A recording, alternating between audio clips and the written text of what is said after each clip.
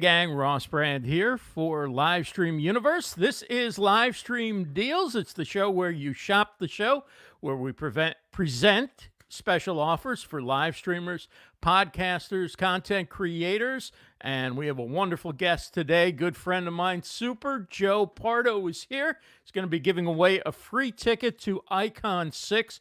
That's Indie Pod Con. It's independent podcasters, Indie Pod Con.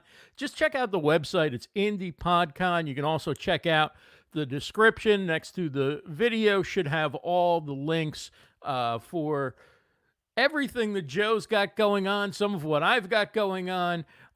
It's great to be back on Livestream Deals. It's been a little while since we did one of these, and Joe's does great events. He's been doing virtual events I'd say since March, and it's like every other week he does a virtual event, it seems, and he's gotten so good at doing these, and now his big annual event is rolling around, and typically that would be in person, but due to the lockdown, social distancing, it's going to be a virtual event, and I'm excited to find out what new wrinkles he has in store for this special event, as well as learn a little bit about putting together virtual events, what's involved with them, what kind of commitment, how you organize them, how you get people together.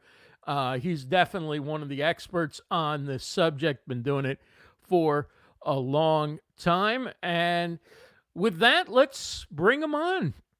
He's the founder of the Independent Podcast Conference, formerly known as MAPCON, Mid-Atlantic Podcast Conference, host of the Super Joe Pardo podcast. Is that right? I know you've changed brands a few times. The Super Joe Pardo show, yes. The Super Joe Pardo show. It's an award-winning business podcast. And also, you kind of do everything now, right? You do video. You're live streaming 100 times a day. You've got a membership group. You've got a Facebook group for the event and the community. And you got a lot of things going on, and it's so great to have you with us and to have a chance to talk to you about your area of expertise, which is putting on these conferences. Well, thank you for having me, Ross. It's good to finally be back here. It's been like a year, I guess, when was the last time I was on here. It was like a whole different world ago. Yeah, a lot's changed. A lot has changed. Yeah, so the whole I know I do quite a few things, have a bunch of different things flying up in the air all at once, and yeah, I mean it's fun. I definitely enjoy it, and it's why it's bringing people together. Hey Alexander, how you doing? So before we get into what's coming up at ICON6, which is September 12th and September 13th, and I'm excited to be one of the speakers for this event. Joe always puts a great lineup together. Talk a little bit about virtual events in general and what it's been like, what motivated you to do them every week, and what it's been like, not every week, but almost every week. It seems every other week. But what it's been like, what it's been like hosting those and putting those together. Yeah, I mean, so to me, like, I wanted to bring people together, once the whole COVID thing hit. And I was like, well, what can I do with it's March? Like we could, let's put a virtual conference together. And, I could have charged tickets. People ask me, Joe, why didn't you charge, for tickets, blah, blah, blah. And I was like, I really want to grow the group. Our Facebook group has been growing steadily since September, which, was incredible. Once we changed the name, like it just started to take off there. And so I was like, all right, well, let's bring people into the group, and we'll host it into the group using, StreamYard, the platform that we're streaming on right now. And I was like, I had to overcome some technical things, but I was like, all right, I can get through this. This can work. And so that's what I did. I put the event together in 10 days. It was a 2-day event. It was like 19 hours or something between the 2 days. because we had such an overwhelming amount of people that wanted to speak. And this was just on the heels of Podfest that had just wrapped up, like just a couple weeks earlier. So, we brought the people together. We had a great time. And I was like, all right, well, 2 weeks from now, we're going to do one based around entrepreneurship. And so we did the Super Entrepreneur Conference. And then I was like, okay, I'm going to go back to podcast. And we held one for specifically, like I started slicing it down into specific topics, and it went really well. Like we grew our membership, ridiculous amount of people email us, ridiculous amount of people, and every single event we had people like lined up to speak for the most part. I think there was like 2 out of the 9 that I put on that had less people, but what it turned out was people didn't feel like they were qualified enough to talk about some of these things, and I'm like, hey, you're absolutely qualified enough to talk on some of these topics. Like, that's ridiculous. So, so for me, it was just awesome getting to bring people together. People would spend their whole Saturdays with us, and we did it every 2 weeks for nine conferences in over 18 weeks.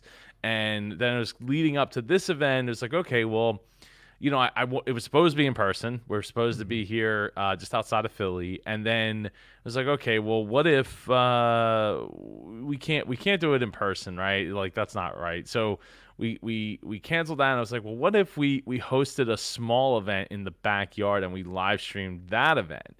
Like, we had like 50 people come, we get a 10, and because I had people that were like really interested in still coming, and I'm like, sounds like a great idea, but then I'm like, all right, well, we sold a handful of tickets, but then I'm like, now I gotta set up like a stage in my backyard and get a tent and the tables and chairs, and it didn't take off. It didn't take off enough. So I was like, okay, let me pump the brakes on that. And after talking with some of my friends, it was just like, well, Joe, you don't really have a team with you, so like you need to like do everything, right? Like, you're the one that's going to be setting up the tables. You're going to be the one setting up the chairs. You're going to be setting up the stage and the equipment and running the equipment and making sure that the people watching the live stream feel like they're being taken care of, like the people that are sitting there at your house in your backyard. And I'm like, yeah. And then through all that, trying to make sure that we all kind of stay socially distanced. Though if you go to my Facebook feed, it seems like nobody's really staying socially distanced at this point. It's everybody's having parties and little kids' birthday parties and stuff. And I'm just like, okay, cool. No, I'm as much as I wanted to just have like a handful of people here, have fun and live stream it, I was like, you know what? Let's change it over. Let's do something like slightly different than what we've been doing for all these events on StreamYard. So it's like, all right, we're gonna take those tickets, we'll convert them over to tickets for the event, and we will host it on Zoom, which I know everyone's tired of Zoom. I've seen so many people post like, if I have to do one more Zoom call, that's it. I'm done. Right. It's over. And it's like, okay, well, this one was gonna be different because what we did was we pulled a theme of the 80s, right? So that's the theme. So we want people to get dressed up, bring their accessories and things like that, 80 paraphernalia, and bring it to the table. We're all going to be face to face in the room. So like we do it in person, like when we've had our 5 conferences in person, we do it with one room. So we're basically going to make that experience for in a Zoom room. And it was supposed to be one day, but ended up being, now it's 2 days. So we're bringing people together. We're going to be getting dressed up. We'll be doing like giveaways. We'll have workshops and bring people off into rooms. And so that's how we will do it. To kind of make it different for people and hopefully make a really great lasting experience for everybody. Oh, I'm sure it will. I don't think you've ever done an event that wasn't a lot of fun and a good community thing. You. And I want to say hi, speaking of community, Amy J, who has always been such a big part of your event. She absolutely Jim is. Fuse is here. Sue Ann, good to see you. Rachel Moore, nice to see you. And, of course, Al is here. And Beauty Bubble and Rui Marquez, Jamie Cohen. Thanks, everybody, for joining us. It's so great to see you. We're talking with Super Joe Pardo. He's the founder of Indie Pod Con. You can get your ticket at indiepodcon.com. We'll also be giving away a free ticket during the show. Ooh. And if you're interested in getting advice, getting a little help on live streaming, you can join us for $5 Fridays. It's livestreamuniverse.com/Friday to join the email list, and you'll get an invite. And it's $5. Ask me all the questions you want for an hour. I call it micro consulting. You don't need to book an hour of consulting or anything like that. Just bring your questions, and we're going to go through the whole round of questions. We do about 35 minutes of Q&A. We do a little meet and greet and networking, and then we do a lightning round, which is kind of fun, where you can only ask either a yes or no or a this or that question. And we get to some more questions. Had a great meetup recently, so if you want to be a part of that, again, it's livestreamuniverse.com/Friday, livestreamuniverse.com/Friday.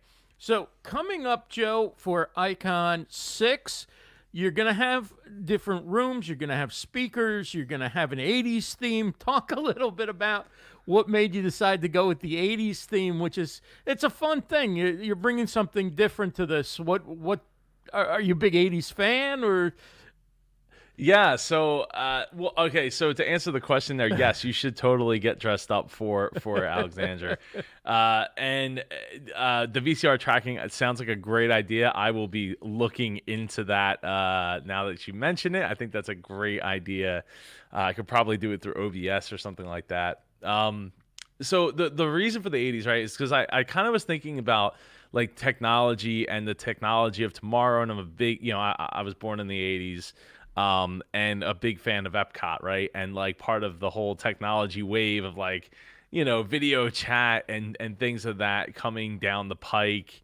And I just like, I was like, this is like the future of conferences, and we should totally take advantage of that. And right. Then it's like, I reached out to some of the people on my team. I was like, hey, like I'm thinking about like this thing, and bringing an 80s theme to it, because like people can get dressed up. We could ask trivia questions, give away these slick ICON6 stickers. I obviously have to mail them out after the fact, but so it's all these like little things that just add up to a really, I think a really great experience for the people that are watching, engaging experience. And yeah, so again, the 80s thing, it was all about the fact that this was a technology based thing, right. And I thought it would just be fun and a good goofy way for us to have fun and get dressed up, and since we're all going to be seeing each other, it's not like you're just seeing the speakers, like you're seeing Ross and I right now here in the chat, or in your window on your phone or your computer. So I think it just can. To me, it makes sense to do something different and bring a theme to it versus just kind of letting it be like, hey, yeah, we're getting together. It's like, well, yeah, we also did that for 9 weeks, so over the course of this year. So I wanted to bring something different to the table. What have you learned from all these virtual events that you've done that, maybe you weren't expecting, but after doing them all, you say, this is a really cool aspect of this, or, you know what, this is what I hate about this and can't wait till we go back to in-person events? I think one of the, all right, so here's one of the best things about it. Mm-hmm. Not to take away from the in-person events, because I absolutely love them. One of the best things about it is that we're able to do it at a price point of zero, right? Of $0 and do it on sponsorship only kind of things when we do it in the StreamYard form. When it comes to doing it in this form, the Zoom, like it's much more interactive. So I'm looking forward to, I'm both looking forward to it and not looking forward to it, because now right. I'm going to be probably literally on camera for the whole time versus like being able to, like, you just turned yourself off for a second when the speakers spoke at the virtual conferences. Obviously I wasn't on camera, so I was able to like get other things done and like around my building the studio and stuff like that. So it was interesting. John, unfortunately, we do not need any more speakers, but if you're if you're interested in me on the waiting list, definitely reach out, Joe at indiepodcon.com. And we can go from there and get you on the waiting list in case somebody needs to drop out for whatever reason. But yeah, the other thing I don't think I expected was the amount of like people that really fell in love with the format Right. of the conferences. Like speaking with some people, they were like, yeah, I've done these virtual summit things, and it just did not they get boring or whatever. But like apparently most people had not experienced one that was live like happening on the fly. And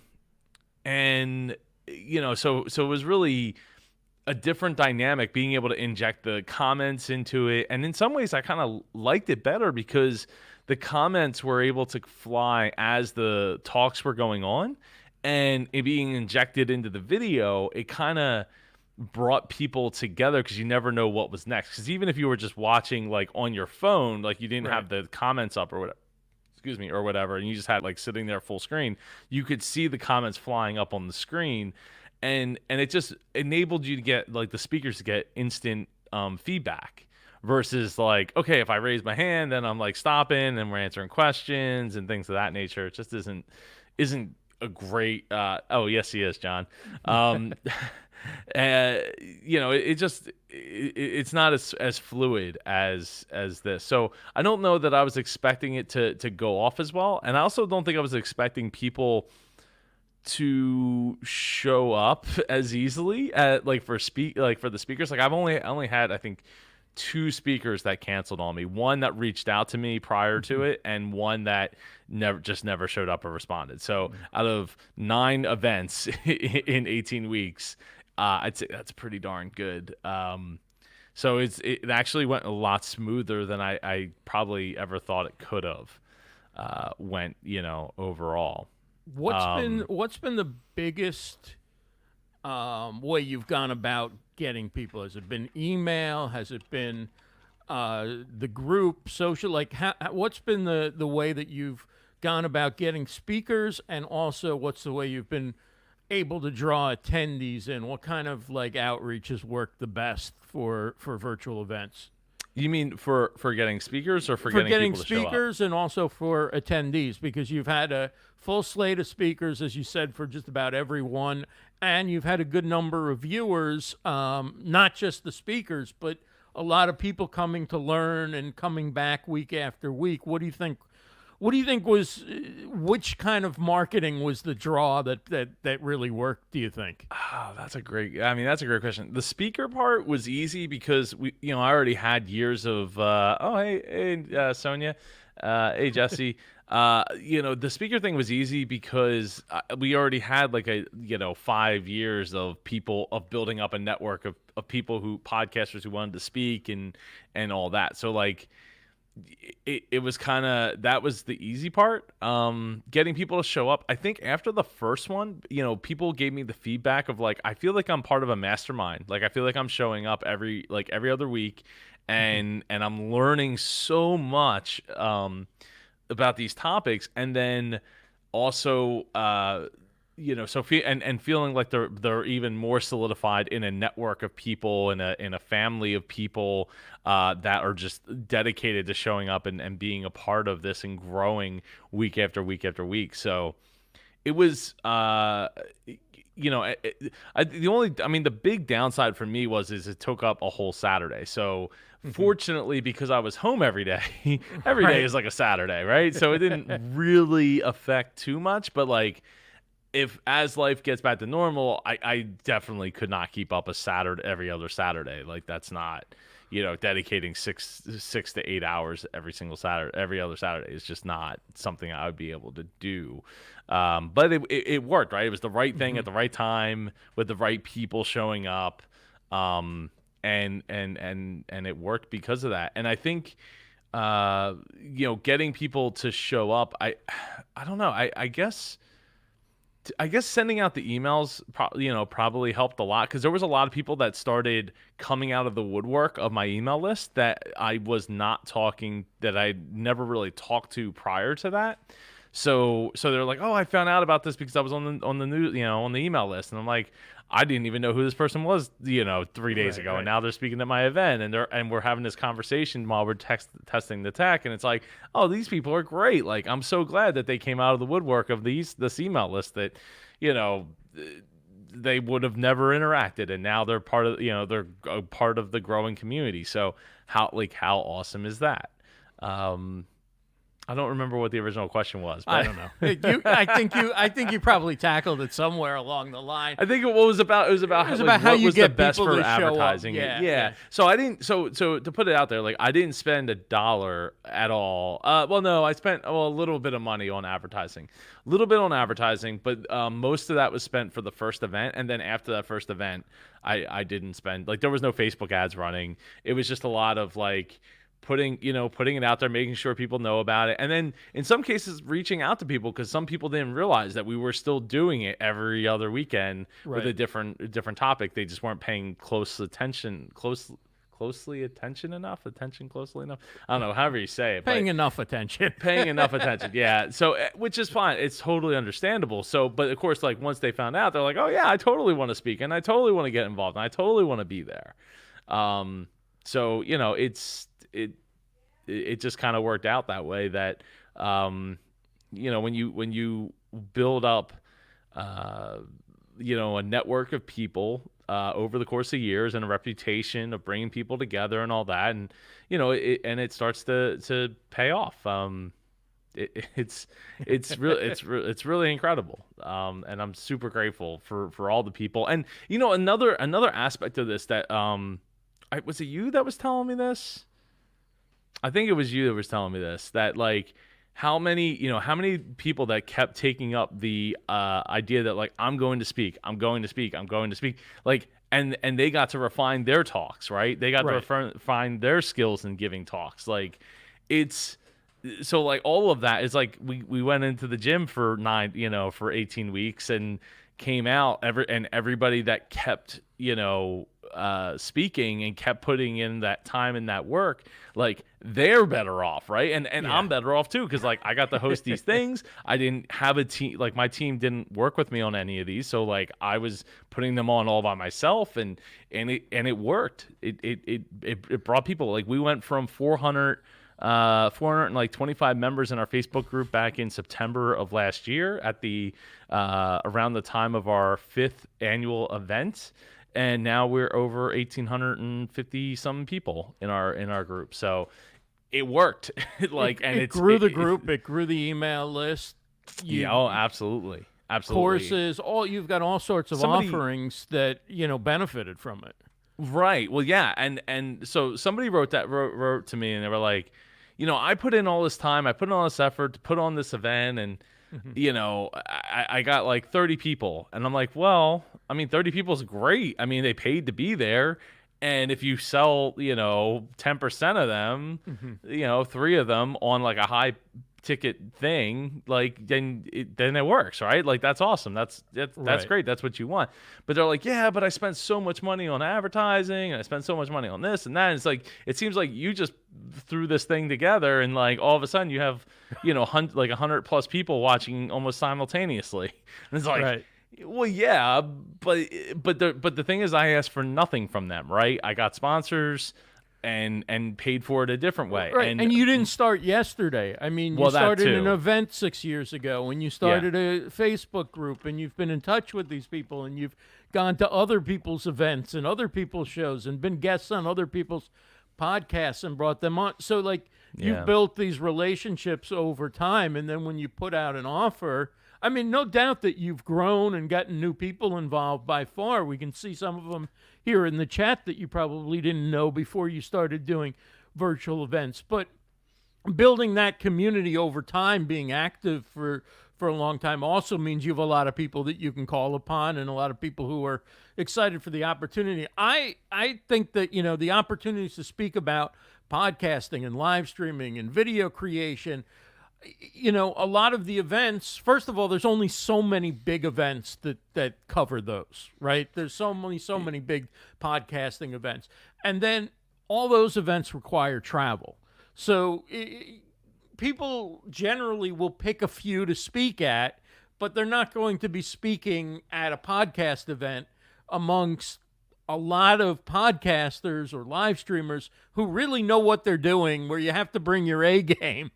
Not saying that I don't bring my A game for every speech that I give, but it's a little bit different when you know that there are people who are watching who've been doing it just as long or longer and know what they're doing and know everything about it, and you have to entertain or inform them of something as well as speaking to the novice. And I thought it was a tremendous experience, just instead of, like I say, doing 2 or 3 or 4 speeches a year in that kind of environment.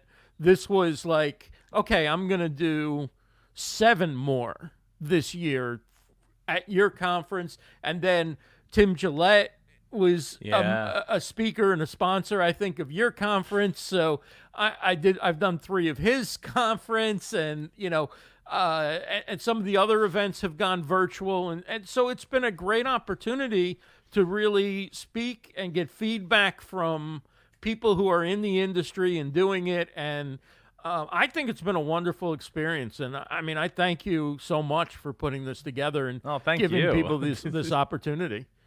Again, it's symbiotic, right? Because if I put it out there, like, no one's going to come and see me speak for 6 hours on a Saturday, every other Saturday, and, you know, Brent Basham bringing his B game. Of course he is, because he got BB, Mr. Brent Basham.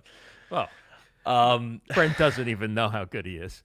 Yeah, I know. Brent's B game is like better than most people's A game, so he's got nothing to worry about. Could not agree more there. No, he is phenomenal, and I'm, you know, fortunate to be able to call him a friend. And but yeah, as Tommy Willis says in the chat, overnight success usually takes time, and it does. And like I'm still not there, right? Like, I'm not no podcast movement or anything like that. And you know, we're putting it together. And with that said, like, there was a number of years where this whole conference, the Mid-Atlantic Podcast Conference turned MapCon, or MapCon turned Independent Podcast Conference, you know, wasn't my primary focus, right? So you know, for me, it was like a side thing. I enjoyed it. I love bringing people together. I love podcasting. I love the people that we got to bring together, because a lot of them are incredible people that I'm able to call them friends. So, you know, it's part, like, for, like, back in September, I was like, hey, you know, I told everybody, I gave a talk. I had never spoken my own events before outside of hosting those events. And I gave a talk and said, hey, look, I want to take this more seriously. I want to bring it to the next level. You know, it's ironic, is I was planning on doing a virtual event in, like, January, February, just so that we could, like, get more, you know, people involved and things of that nature. And then here, you know, come March, it landed in my lap, right? The universe was speaking, and I'm like, I'm going to listen to listen a little bit there, and do something that I was able to do, right? With and there, of course, there was there's limitations. I'm not in front of the people, but it just makes it just goes, like, to show you that, like, if you start doing it and keep doing it, then somebody's gonna, you know, listen, and somebody's gonna want to show up and be a part of it. All right, Joe, this is deal number 95. Woo! And Joe's brought a free giveaway. It's 1 ticket to ICON, Indie Pod Con virtual. It's the 6th annual podcast conference that Joe's put on, in terms of the big conference.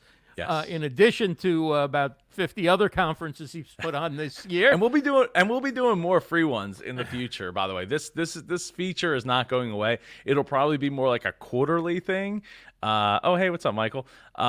You know, so this isn't the we definitely won't be going back to just a single event each year. And I do plan, since we changed the name, I do plan to do events in other parts of the country at some point in the future when we can get back to that. So yeah, now that we're not at the Mid-Atlantic Podcast Conference where it was held and we're growing, it's very possible that we could be doing Midwest, West Coast, Southeast kind of events. So there's more to come in the future for sure. Yes, definitely. Please put on your Madonna gear. That would be awesome. All right, so you brought the giveaway. I'll ask you how you want to do it. Is there a trivia question? I thought you had a plan for this. Come on. A trivia question. Is there, you just want to ask people why they'd like to go, or you want to caller number 9, or what do you want? I mean, the way Podcast Atlanta, yeah, it's not impossible. I actually I'm good friends with Mark Deal down in Atlanta, so you never know. And you know, Disney World's a thing too. I'd like to have an event down there at some point. The way I have given away stuff at our events is, you know, you shout out a call word and then use a random number generator, and put, like, people will throw that word in the chat. Okay. Unless you want to do you want to do a trivia question? I don't have one prepared. Hold on, I can make it happen. Okay. All right. All right, hold on a second. A lot of preparation goes into the show, but planning out how we were going to do the giveaway wasn't one of them. But I want to say hi. Chris Stone is here. Great to see you. Sue Ann, of course, says she says if Rachel's got Madonna covered, she can do flash dance. Love it. All right, you got something? John Piper says he's in the rain in Denton, Texas. Pick me. Rachel's ready for 80s trivia. She says, I got this. All right. So, all right. For, I guess, the first one in the chat to write the word, the answer to this question, because we're talking about Madonna, which Madonna song first hit the U.S. Billboard Hot 100 in 1983? Oh, I think I know this. I guessed it right on the quiz. So we'll see. I'll throw it out there. Which Madonna song first hit the U.S. Billboard Hot 100 in 1983? This was her first hit, right? I believe so. Yes. Yeah. Oh, Chris has got it. Chris got it. Oh yeah. Holiday. I guess I was wrong. Yeah. Assuming that this is right. Assuming that this is, yeah, because I would have thought it was Borderline, but I guess not. I'm sure it's right. It's what we're using. Yeah, because everyone's saying Like a Virgin, but that was 1984. So yeah, it was 1983 with Holiday. So yeah, Chris Stone, you congratulations. have won yourself a free ticket to ICON6. So I guess shoot me a message on Facebook or wherever. I don't know, wherever. Yeah, I can connect you guys. Yeah, connect us, please, and I'll get him the link to get that. So congrats, awesome. Chris Stone. We'll be seeing you. Yeah, there he goes. There you go, man. Now, I'll ready to bell for you, Chris. What mixer are you using? Are you using the Zoom mixer or? So I am using the Zoom LiveTrack L8, but I'm using a Stream Deck for all the sound effects. Okay, and then where are they pulling the sound effects from? So a program called Voice Mod, which was like $20, which it works, but they've started updating it, and it's made it not work so fluently. Yeah, because I don't have my mixer on all day long anymore. I use other headphones. Like I have like 4 different sets of speakers and headphones that I use on my computer. So sometimes it gets kind of confusing. Trying to figure out how I could simplify that, but we'll get there. We'll get there someday. I'd love to know what people use for playing sounders and sound effects and things. Of course, in StreamYard you can upload an MP4, so you could do a blank MP4 essentially, which is a Yeah, video is that file. work the same as an overlay? I was wondering. Yeah, you I was play it talking to as- somebody about that, and we were curious about that. Yeah, you can play as a video or an audio clip with basically a blank, a blank video frame as a video clip. They separated video clips from overlays, but in the studio, Which but is it's good. essentially the same thing. So, like an overlay covers the screen, same way would a video clip would work. But I'm thinking for audio, if I wanted to have something that I could just fire from my own setup, and whether it's play from in the computer or play from, some hardware or whatever, I would love to know what people use. The live track has sound pads, but the thing is in order to use that as a sound card for me to hear you at the same time, I also have to basically relinquish 3 of the 6 pads. So I only have I have them here too, right? Like I don't know how loud that was. It was really loud in my headphones, but like I have so I have 3 pads there, and I could reprogram those 3, but I have way more sounds all over my board here. And then of course voice mod, I can also change my voice like that. Is my voice changing? Is that I'm not changing? You still sound just like Super Joe Pardo.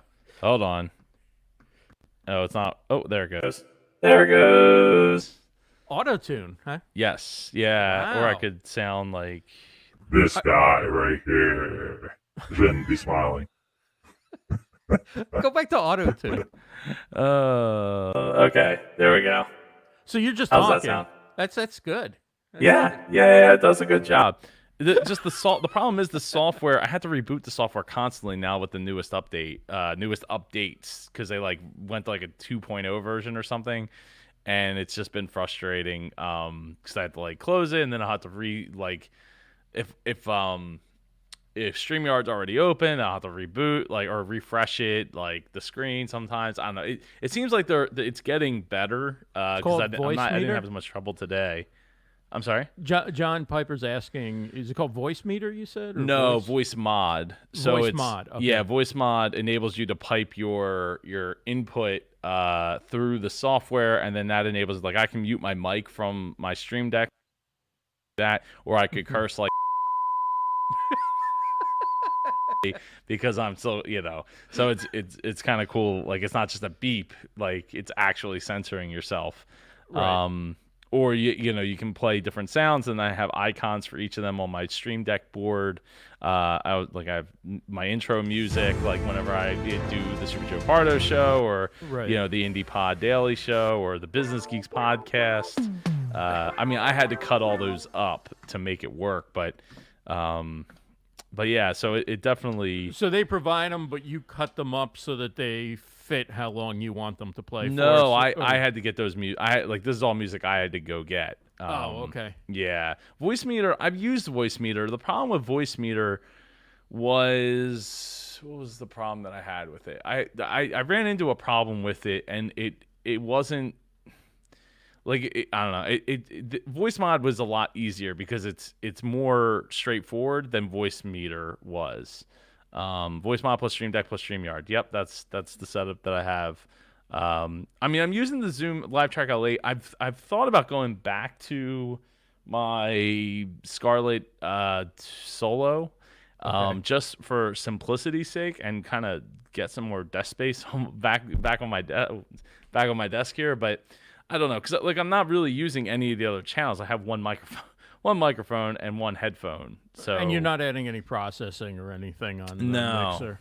No, It sounds really nothing good. like It that. sounds really clean. It does, and that's one of the reasons. I know it wasn't that great when I had the Solo, hooked up. So I know I was really quiet with the Solo, even though I had the gain way turned up. So I don't really want to go back. Plus, I'm way out of the return. You might have it, but you probably need a cloud lifter. I have, I have that, and it just wasn't enough. It's still not with the Solo. powerful. Yeah. The Gen 2 wasn't. The Gen 3's gain is a little bit stronger, and I think it's just enough. The Gen 2 is just not enough to get you over the hump. Voice meter is confusing for this old man. It is confusing. It took me a long time to figure it out to get it to work right. Same with the Zoom. Ross helped me. We sat here for like an hour trying to get it so that it wouldn't. What's the term? No. Voice minus or mix minus. Oh, set up the mix minus. Yeah, that was a real pain. So you're in not the butt. hearing yourself, or your guest isn't hearing himself. The echo. Yep. And it was not real clear in the instruction manual how to make that happen. So Terry, it is the Zoom Live Track L8. I do really like it, and I love the fact that it's mobile too. So like I could throw some batteries in it and like take it to like maybe ICON7 and do live streaming from the hotel or something to that effect. There's a lot there that could happen, but Zoom's come out with a lot of products that are next level from what they had before. Like if you're used to the little handy recorders, which are great for taking on the road with you and plugging a mic in or whatever, but their mixers and their like field recorders and stuff are a whole different quality level, especially the preamps and the analog to digital conversion that takes place. You can use, it's a great audio interface in addition to being a good preamp, and you've got a lot of things you can do with it, but it's built to drive a powerful mic like that, and it does a nice job. So yeah, it is, and it's really a nice setup, and for $400 it's not outrageously priced.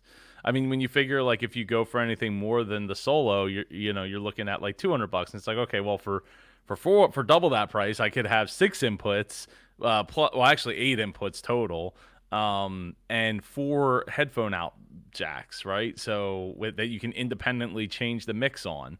Mm-hmm. So it's definitely the one downside that it kind of stinks is you can't your master out doesn't have like a its own control. Yeah, so like if I hook my speakers of this, like my Rocket G2s, that's the only reason it wouldn't be a problem is because I would hook them up to like a smart switch where I would tell my ALEXA to like turn those on and off. Turn it DOWN. Right. Yeah. So that would be the only good thing is I could get around that by like having powered speakers that I could turn on and off for like a smart switch. Hey, John, how you doing? John Stefano is here from the YouTube channel You Do It. Yes. Good YouTube to see channel Karen been growing. Glasser. Yeah. John's doing great. Karen Glasser's here. There's so many different ways now and so many different products that didn't exist like 5 years ago. And it's funny, after you got that, like a few weeks later, Zoom came out with that little portable, I'm not even sure what it's called, but Dave Jackson's been talking about it. A lot of people have been talking about it. It's a very, very small device that works as an audio interface, a recorder. It's sort of like, imagine the Rodecaster. Oh, is it the U44 or U24? I don't think so. It's their new thing. It's like a track something maybe. Yeah, U24 is old. Emily Prokop's here from the story Hey, behind. what's up, Emily? And You Do It's trying to ask you. No, I'm not doing that. Not doing that, man. I know what's up. PodTrack. Here we go. Terry Walters. PodTrack P4. There I'm looking it up. Let's see. PodTrack P4. Oh, okay. Yeah, and it has 4. Oh, wow. Look at this. Look, I'm going to share my screen real quick. Go ahead. So, look, you got Dave. Yeah, that's right. You got it. I'm not. Dave Jackson right there. The Dave Jackson, right? Hanging out on YouTube talking about the PodTrack P4. That is awesome. Yeah. That's really cool. How much does that run? I think it's $199. Wow, that actually just wow. That sounds like a better deal than I've heard. I'm not like usually that excited about those kind of products, but I've heard really good things about it. I haven't tested it myself, but I've heard really good things about it. I probably should add that to my Amazon shop because I think a lot of people, it's at a low price point. Yeah, well, you know And what? by the way, I'm Joe, attracted, yeah. by the way, I should mention that if you'd like to check out my Amazon shop, where I go live on Amazon from time to time, you can find me at amazon.com/shop/iRossBrand, amazon.com/shop/iRossBrand. You can find lots of different gear over there. I can buy an $18 8 gig MP3 player, MP4 player too. Anita Sonia asks, Joe, how to ask Joe to be my guest? Just ask him.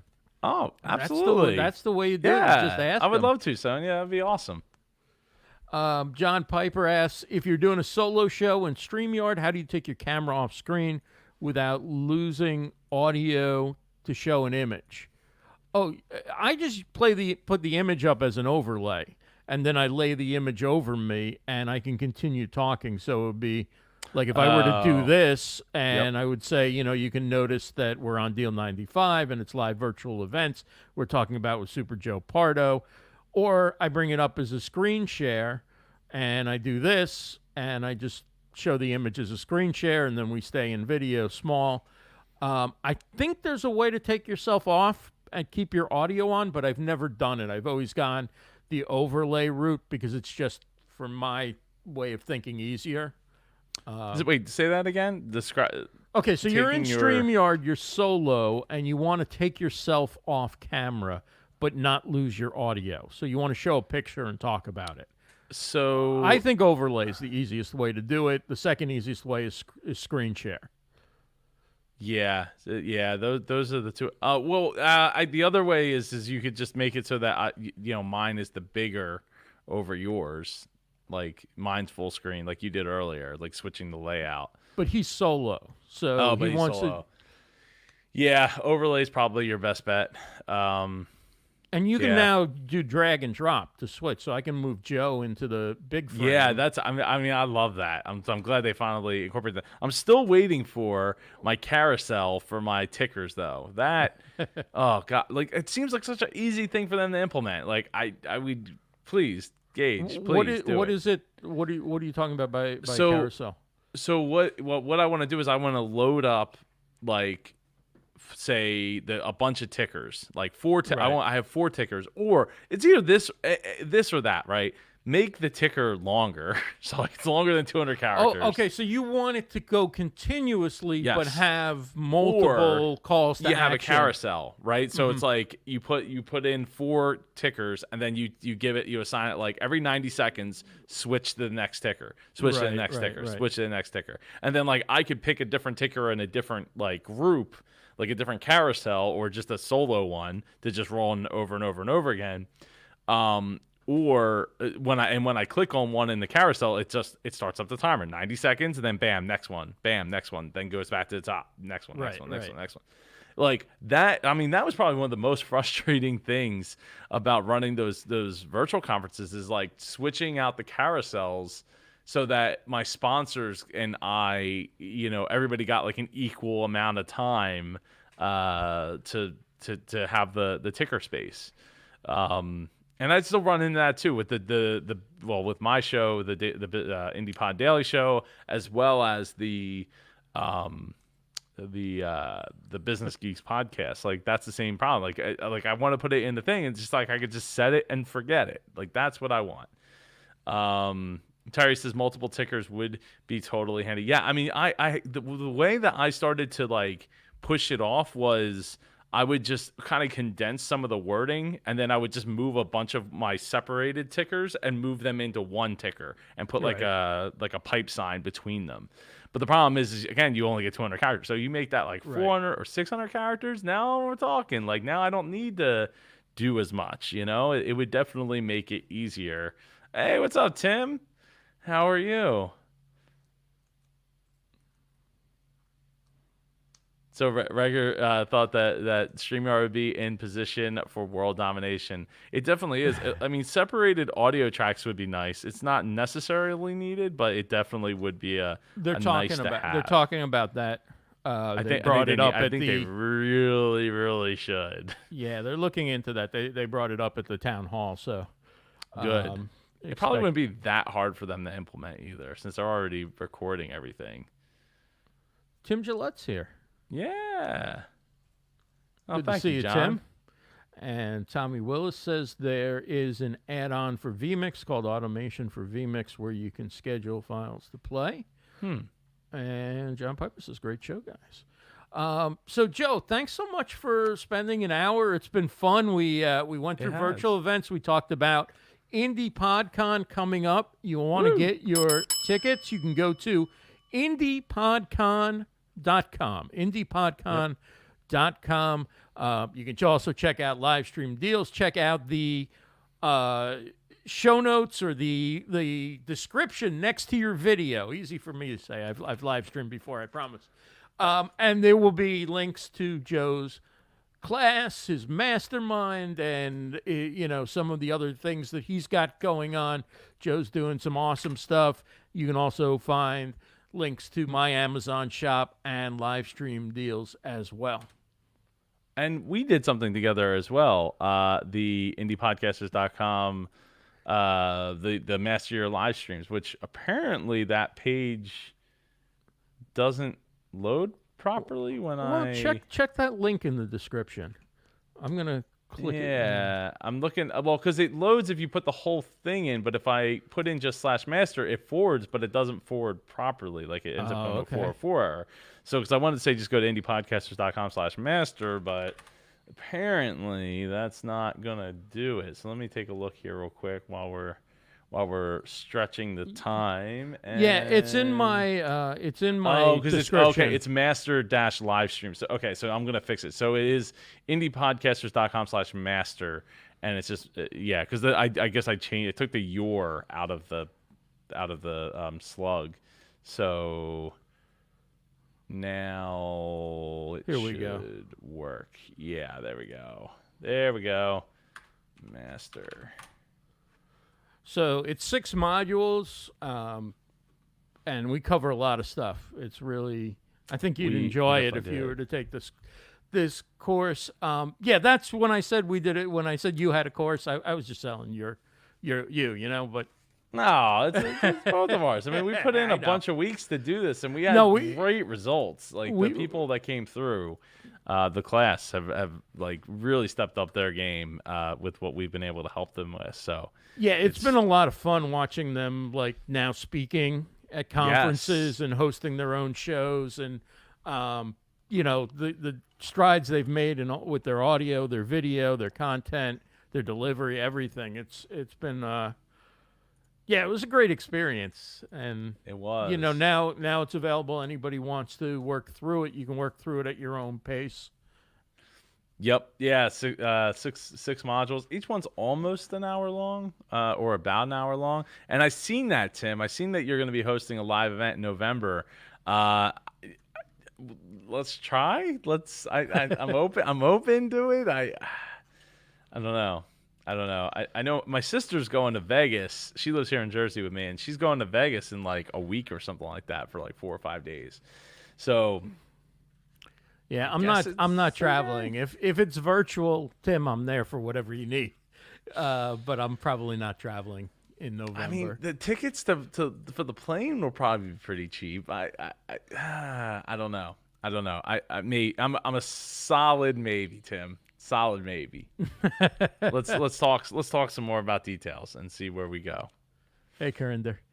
All right. Well, that is Super Joe Pardo. Check him out, Indie Pod Con, and you can also check out StreamYard. StreamYard is great for live streaming. It's what we're using. LivestreamUniverse.com/StreamYard. Thanks everybody for joining us for another episode of Livestream Deals. Have a great day, everybody.